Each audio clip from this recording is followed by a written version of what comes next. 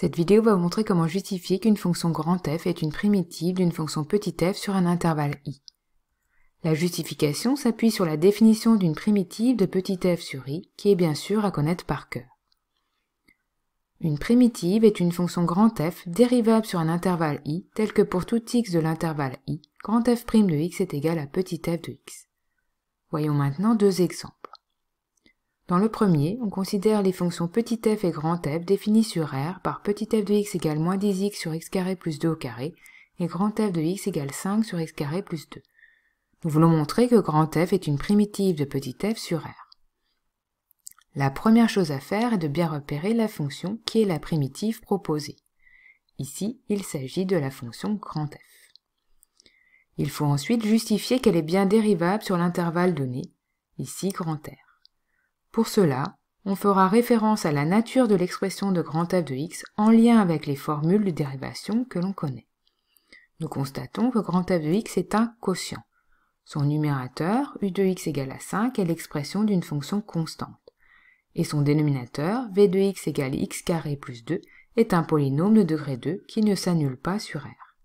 On en conclut donc que grand F est le quotient de deux fonctions polynômes dérivables sur R.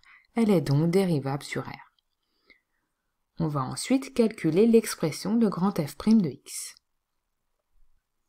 Comme le numérateur est une constante, on peut écrire que grand F de x est égal à 5 fois 1 sur x carré plus 2.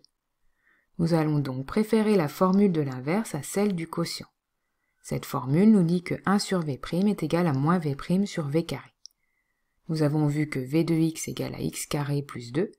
L'expression de sa dérivée, v' de x, est donc 2x. Ce qui nous donne pour grand F' de x 5 fois moins v' soit moins 2x sur v au carré x carré plus 2 au carré.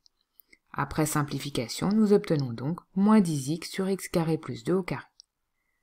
Nous allons maintenant comparer le résultat avec l'expression de la fonction petit f. Nous constatons ici que grand F' de x est égal à petit f de x. Il reste donc à écrire la conclusion. Grand F est dérivable sur R, et pour tout x appartenant à R, grand F' de x est égal à petit f de x, donc f est bien une primitive de petit f sur R. Dans le deuxième exemple, on propose un résultat d'un logiciel de calcul formel qu'il faut justifier.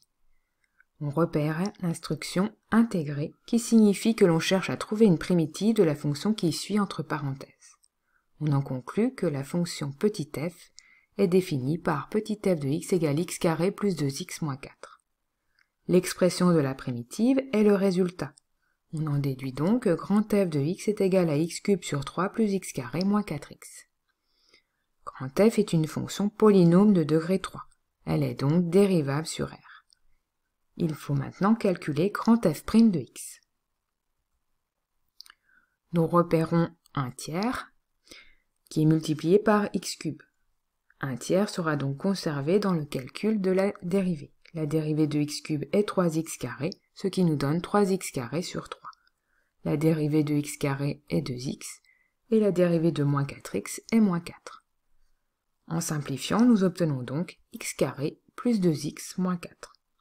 On remarque alors que grand F' de x est égal à petit f de x. On en conclut donc que grand F est bien une primitive de petit f sur R.